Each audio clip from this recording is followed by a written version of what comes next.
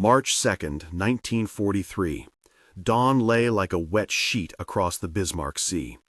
The ocean answered the sky in a flat gray, and the silhouettes of transports and escorts cut the horizon as if a dark string had been laid across the water. Low clouds promised rain. Low clouds also promised concealment.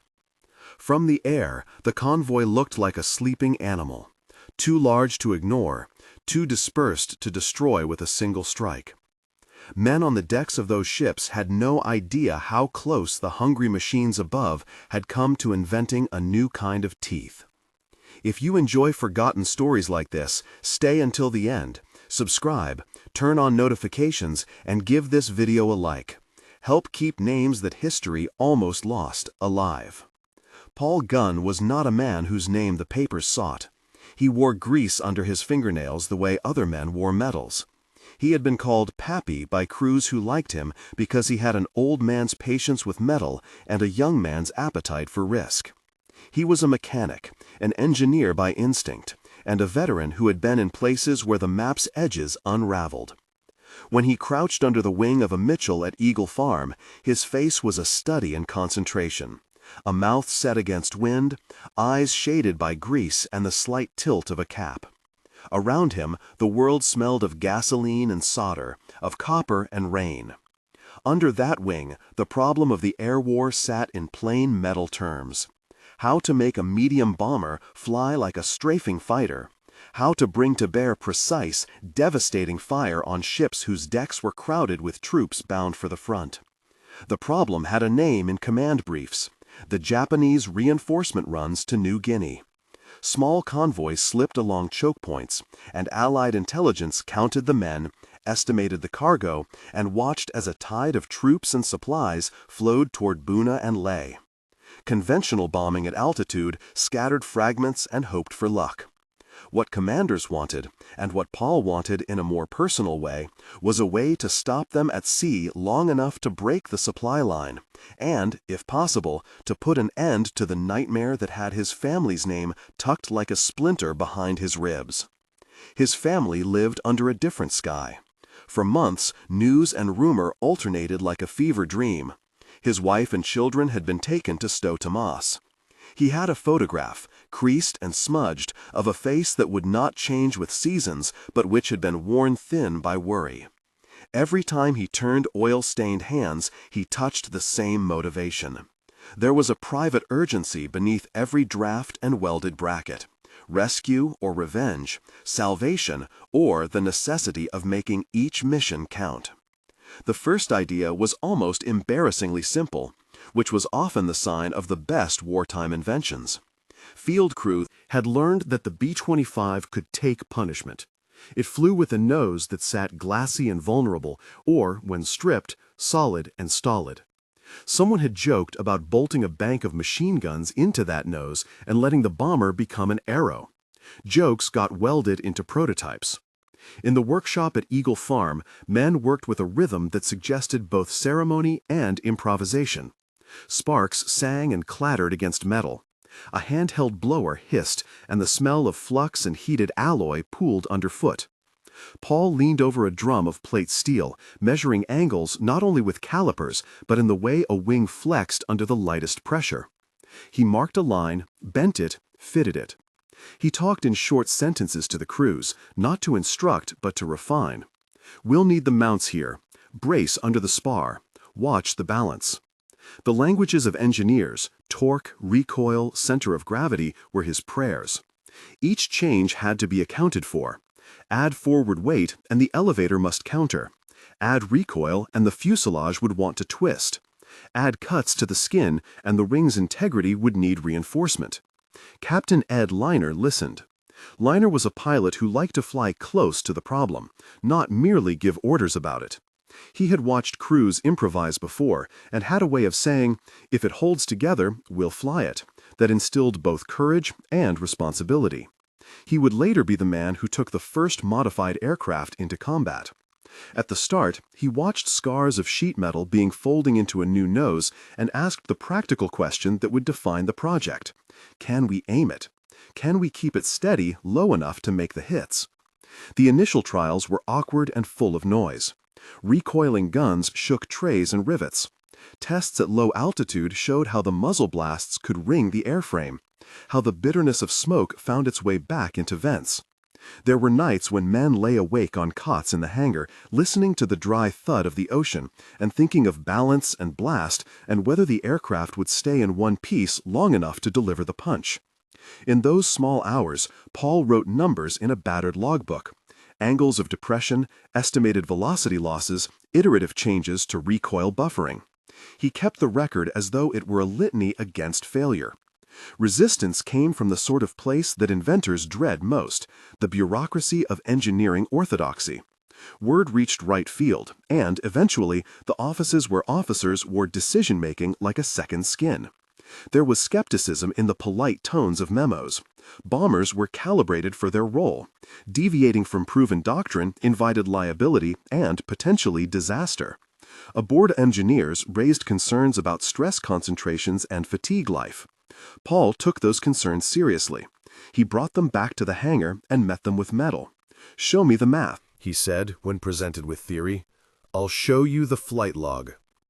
The maiden flights were small victories in humble proofs. Captain Liner climbed into the cockpit of the first solid-nosed Mitchell while Paul ran his hands along the new mounts, feeling for any hint of stress that metal might hide. The aircraft rolled down the strip with a cough and then a long, steady whine. The initial strafes at a derelict buoy were ugly but effective. It was not finesse. It was about putting concentrated forward fire on a narrow target and learning, by doing, how to control the plane under the shock of it. Command sent observers. General George Kenney came once, stood on a muddy knoll and watched the run. He had the countenance of a man accustomed to weighing lives, resources, and risks. When the formation returned, both planes blackened from exhaust, he asked a single, decisive question. "If we take this to sea, what will happen to our men?" He wanted to know not only the efficacy, but the cost. Paul, who did not prefer speeches, offered the only answer he had: data. Loss rates from the old tactics. Expected attrition from convoy escorts. The tactical math changed not in a single meeting, but in the accumulation of accurate reports and the stubborn insistence of those who had seen the results. The first operational test came earlier than anyone at headquarters expected. A small convoy slipped into a cove near Buna, a shipment of men and materials meant to shore up positions. The modified B-25s approached at treetop height, engines loud, and the ocean close enough to taste salt. They did not dive so much as glide the plane between the sea and the sky. Wrists steady on control columns, sightlines aligned with rows of forward-firing guns. The hits were surgical, decks were shredded by a hail of bullets, and the thin skin of transport ships proved vulnerable to sustained, concentrated fire. The result was not a cinematic explosion so much as a quick, matter-of-fact failure of the convoy's ability to carry men to shore. That day, the Allied command saw that the Mitchell could be more than a medium bomber. It could be, in the right hands and with the right modifications, an anti-shipping striker that combined the range of a bomber with the concentrated forward fire of a fighter. News traveled in a language of telegrams and briefings. The success at Buna prompted further refinements. The factory floor at Long Beach, where North American engineers had long produced Mitchells, had to wrestle a field modification into an industrialized product. That was not a simple matter of stamping more mounts and bolting them on. It required rethinking load paths, reinforcing skin at critical stress points, designing blast tubes and muzzle bracing that took heat and recoil and did not compromise the aircraft's center of gravity. On the shop floor, men who had spent their careers following blueprints had to learn to value sketches, traced on the blots of oil-stained paper. The factory engineers were not without pride, and there were debates that could have been sermons on process. Hap Arnold's office, always pragmatic, listened to both sides and decided to give production a trial run. What came out of Long Beach was not identical to the patched bird at Eagle Farm. It was an adaptation, a compromise between expediency and durability. If the field plane had been an argument made with a hacksaw, the factory version was a negotiation turned into detailed specification. The final assembly line added armor in certain places, moved avionics to account for the new nose, and found ways to channel recoil forces into reinforced frames rather than into crack-prone skin. A production run began, and with each delivered aircraft, the concept moved from experiment to doctrine. There were tactical consequences that rippled faster than any memorandum. The crews learned to approach convoys in tight, synchronized formations. Pilots were briefed meticulously. Approach at low altitude. Approach over the sea to minimize the silhouette. Time your runs to confuse anti-aircraft cycles. Maintain spacing to prevent mid-air collision. And pull up only when the plane had cleared the stern of the vessel. The addition of multiple forward-firing weapons changed the geometry of the attack. A bomber's nose was no longer a fragile commodity. It was now an offensive tool. Radio calls grew terse and precise. 2 minutes to target. Watch flak. Keep your angles. Men who had been trained to drop bombs from several thousand feet learned to fly within the dangerous wedge between ship and sea. The Bismarck Sea engagement was the test that would etch the alteration into history. Intelligence had tracked a large convoy that, if it reached its destination, would have reinforced positions in New Guinea and prolonged a campaign that had cost Allied lives and sapped morale. The Allies assembled a force designed to make a statement. It was not only the modified Mitchells that mattered, but the coordination, fighters, reconnaissance, and the gunships working as a unit. Weather and timing were as important as weapons. The plan called for low-level attacks to prevent the convoy from dispersing effectively, to deny them safe maneuvering room, and to focus ferocious fire on the transports themselves. On the morning of the strike, the air smelled of ozone and copper. Crews checked instruments with ritual care. Paul walked the line, hands absently tracing rivet heads, eyes searching the faces around him. He had learned to count things. How many men had not come back? How many convoy runs had succeeded? How slowly the calendars repaired the wound of absence. When Captain Launer taxied to the head of the line, Paul caught his sleeve and said simply, "Bring them back." The attack unfolded like a tense musical score. Craft climbed from the haze in waves, engines whining, the sea close as a mirror. They approached below cloud cover, timing their runs with a precision that had been hammered into them by rehearsal. The gunships came in low and fast. Machine gun fire skittered across decks. Transport after transport took concentrated hits. The escorts tried to respond with flak. Splashes rose like angry punctuation marks on the water. In the chaos of noise and smoke, visibility narrowed to the thin strip of aim through the windshield. Pilots kept their heads down, controls steady, trusting that the reinforced frames would not give. Over 3 relentless days, the campaign concentrated blows against moving targets that, until then, had been difficult to hold in sustained, accurate fire. Men at sea had never seen such concentrated forward fire from medium bombers. The result, in the arithmetic of war, was devastating. 12 ships confirmed sunk in a corridor that had previously functioned as an artery for reinforcements. The tally was not merely a body count. It represented men who could not reach the front, material that could not be offloaded, and a profound shift in the enemy's willingness to risk transits in daylight. The operation forced adaptations on both sides. Escorts changed tactics, and convoys altered routes, but the immediate effect was tactical paralysis for the Japanese supply effort in that theater. Those who survived the attacks told of a sky that had become a predator. Casualty reports were clinical in tone, but heavy in consequence. The Allies took stock of lives saved by interrupting the convoy. They counted the delay in enemy operations and the strategic advantage bought by denying frontline reinforcements. Commanders spoke in sober terms about the efficacy of the gunship concept, about how the combination of innovation, courage, and a willingness to take an unconventional path had produced a tactical revolution. For Paul, the victory was both vindication and a rung on a ladder to something more personal. The public reports mentioned the modified Mitchells and quoted statistics. But they did not capture the nights in the hangar or the photograph of a small woman and 2 children tucked inside his jacket.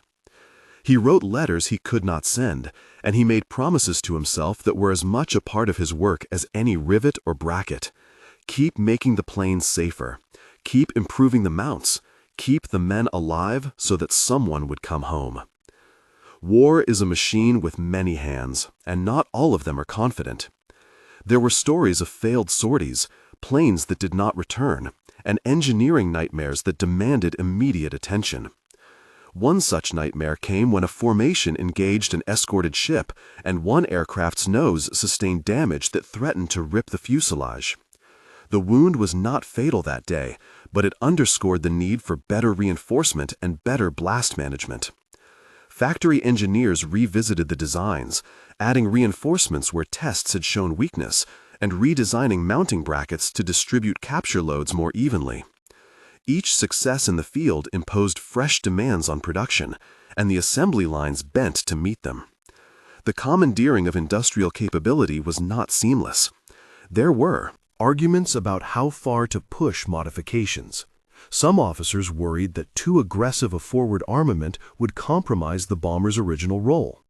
Pilots argued that if the cost was a reduction in bomb payload, it was worth the trade for ships denied and lives saved.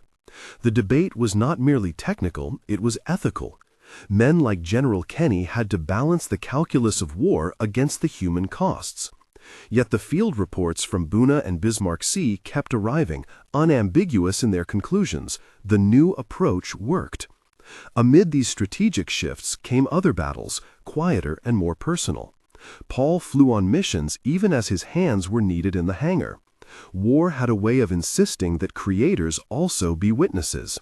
On a sortie over Leyte, a flak burst tore across the canopy, and a splinter found Paul's shoulder. It was not a death blow, but it changed the grammar of his days.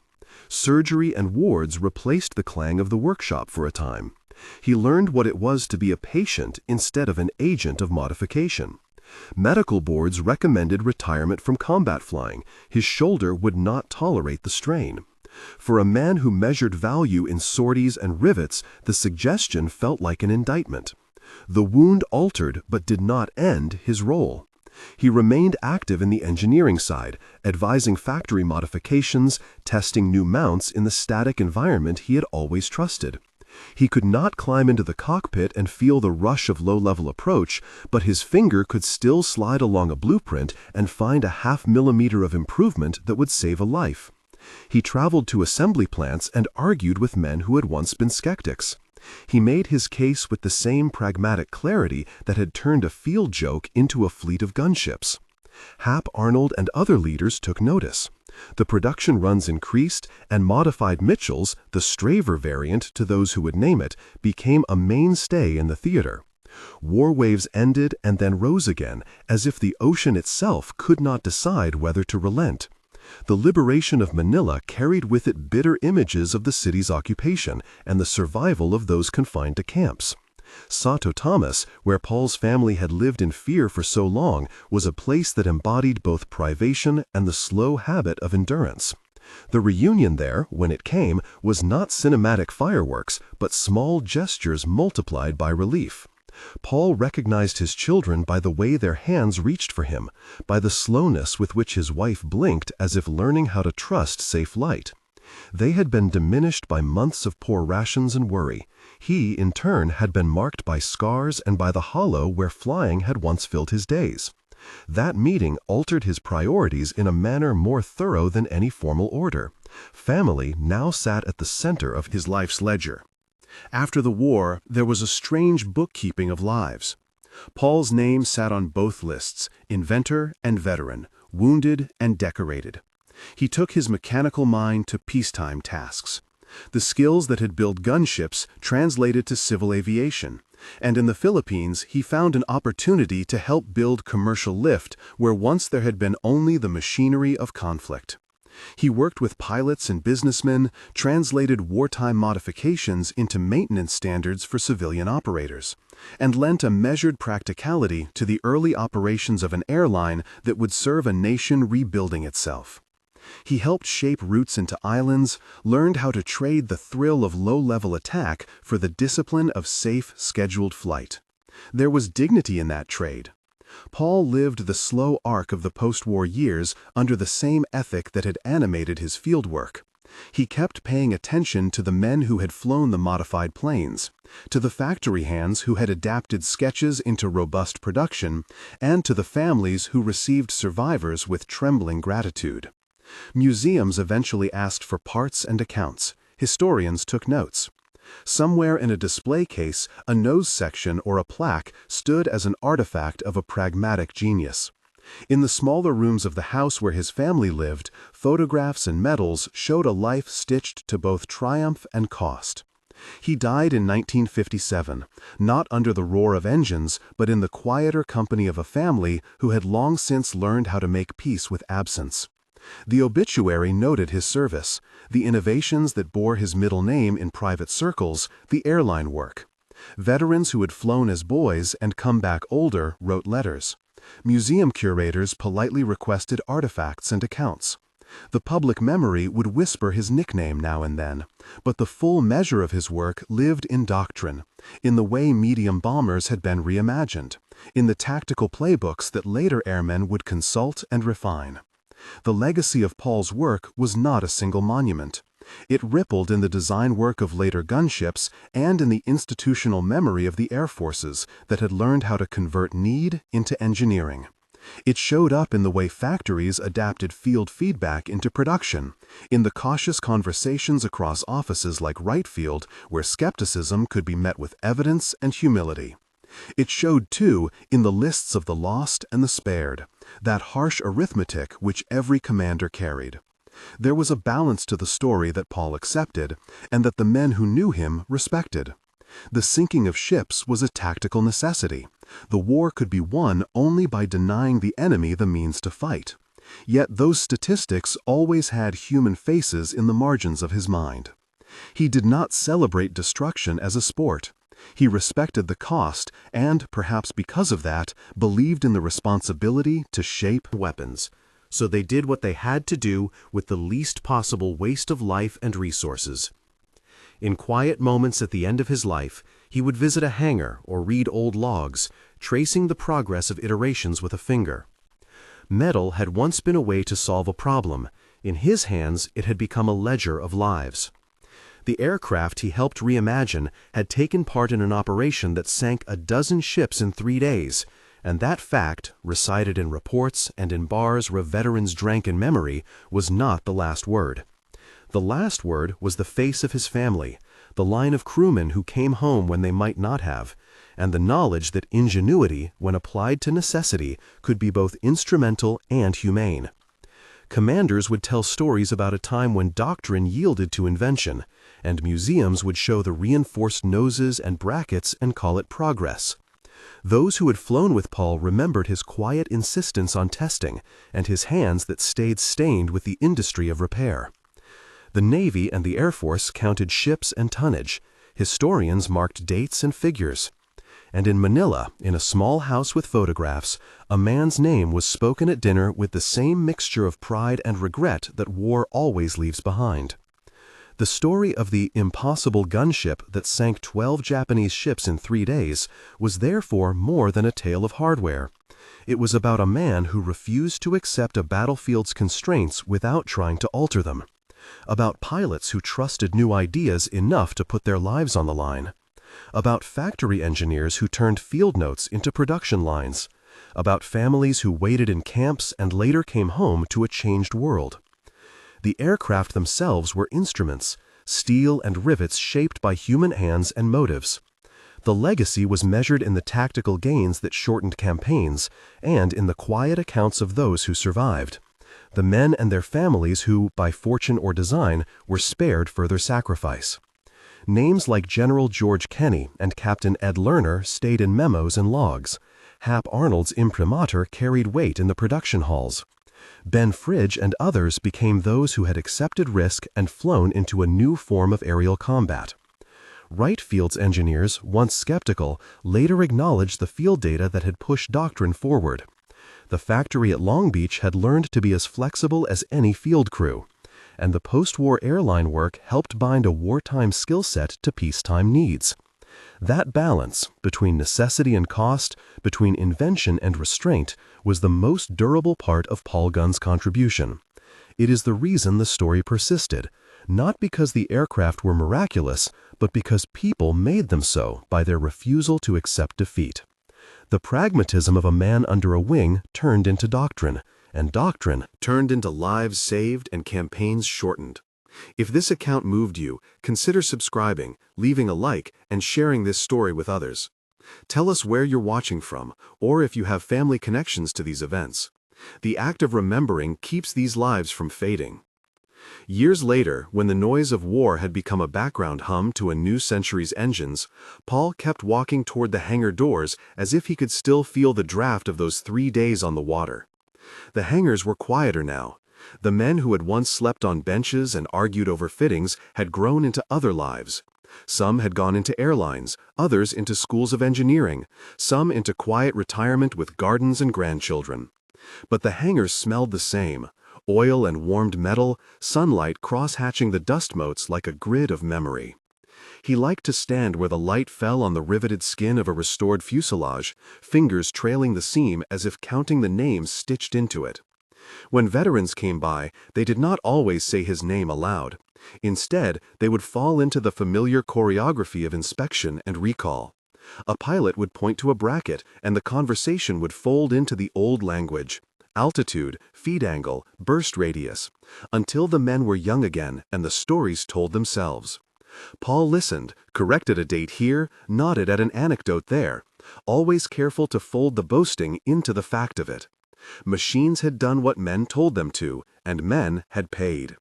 He kept a small pile of letters in a drawer, thin, dog-eared envelopes from men who had lived because of a change in aluminum, a change in doctrine.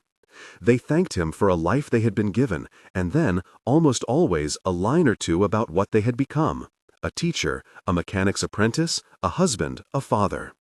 Once, a young man's son had come to the hangar with a photograph of his father, who had been a corporal on one of the gunship crews. He had the same jaw as his father in the photo and the same stare that recognized the machinery as kin. They talked about the photograph and what it kept: the moment before a mission, a prayer folded tight in a lip, a cigarette put carefully away. Paul never sought the limelight. He had been content with the slow accretion of things done well. Honors came, medals pinned by hands that trembled slightly, plaques read aloud by men who spoke as if reading an obituary for the boy who had become a craft. But he kept them on a shelf and turned the conversation back to the crews and the factories. They flew it, he would say, they fixed it, we only tried not to make mistakes. The modesty was sincere, it was also discipline. To name oneself the author of lives spared or lost felt brittle and inadequate beside the ledger of decisions that warfare required. In Manila, the family photographs multiplied. The man at dinner who had been spoken of with pride and regret sat straighter at the table as grandchildren asked about the medals folded into shoeboxes and the scratched model airplanes on the shelf. He told them, softly, about the ships and the sky, but he always took the story back to the people who had laughed and fought beside him. Names, Captain Ed Liner, Ben Fridge, came with a smile and a pause. The city around them rebuilt and changed, and in the quiet house, a map with thumbtacks showed where men had gone and where they had come back to. There were other moments of reckoning. Historians and journalists came by, sometimes wanting to frame the campaign in terms of strategy and innovation, sometimes in human cost. Paul answered what he could: explanations of engineering trade-offs, recollections of meetings where doctrine bent to evidence. He would not feign a philosopher's certainty about morality. The arithmetic of war left its own marks. Yet he insisted, with a kind of gentle urgency, that invention carried a moral dimension. If you could reduce a convoy's time at sea by making a weapon more accurate or a mission safer, the calculus changed. He had tried, in whatever small way he could, to reduce the needless. As the decades folded, the aircraft themselves entered museums and private collections.